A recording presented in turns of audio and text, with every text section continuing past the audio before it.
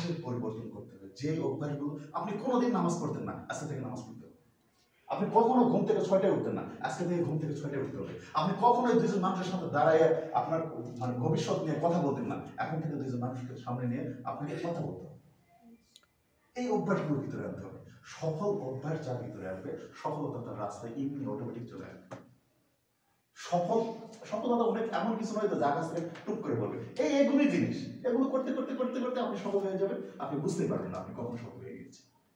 সফলতা অন্য কিছু নয় তো, এটা তো আকাশ থেকে আসবে না, অন্য কেউ দিবে না, কোনো দরজা খুলে খুব করে চলে আসবে, এটা কোনো জন্তু, এটা কোনো জীব, এটা চলে আসবে, এটা তো আসবে না। আপনাদের এভাবে করেই করতে হবে।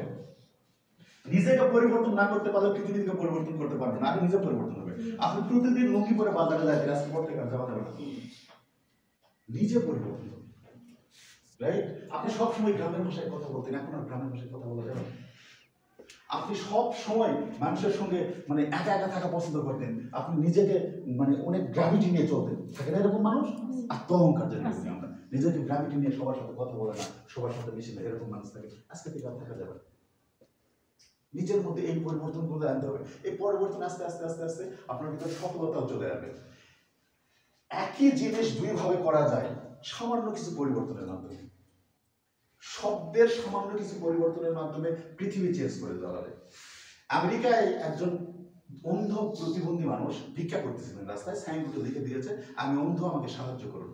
সাইনবোর্ডে লিখেছে আমি অন্ধ, আমি সাহায্য করুন, সাইনবোর্ডে লিখে উনি বসে আছে। ওনার পাশ দিয়ে অনেক মানুষ যাচ্ছে কিন্তু উনি ভিক্ষা পাচ্ছে না। তারপরে পাশ দিয়ে একটা শিক্ষিত মানুষ যাচ্ছেন, উনি ওখানে গিয়ে দেখছেন যে উনি কোনো ভিক্ষা পাচ্ছেন না। তারপর উনি ওই অন্ধ ব্যক্তিকে বলছেন যে আমি আপনার সাইনবোর্ডটাকে কি একটু পরিবর্তন করে দিতে পারি? তখন অন্ধ ব্যক্তি বলছে হ্যাঁ দিতে পারি। পরে উনি ওই সাইনবোর্ড পরিবর্তন করে দিয়েছে, দিয়ে পরের দিন আবার ওখানে সাইনবোর্ড নিয়ে ওখানে বসছে, পরে দেখি সবাই ভিক্ষা দিচ্ছে, সবাই দান করছে তাকে। এখন ওই অন্ধ ব্যক্তি মানে মনে মনে চিন্তা করছে যে কি এমন লেখা এই সাইনবোর্ডের পরিবর্তন করা হলো, আগে আমি পাইলাম না, আমি তো অন্ধ সেটাই তো লিখছিলাম, আমি সাহায্য চাই সেটাই লিখছিলাম, কিন্তু এখন আমি পাচ্ছি।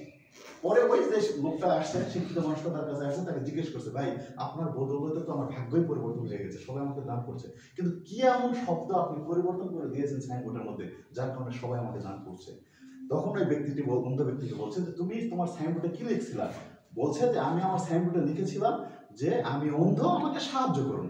বলছে আমি ওই কথাটাই লিখেছি একটু ঘুরিয়ে, কি আমি লিখেছি আজকে সকালটি অনেক বৃষ্টি, কিন্তু সৃষ্টিকর্তা আমাকে দেখার মতো সেই দৃষ্টি দেয়নি, আমাকে সাহায্য করে।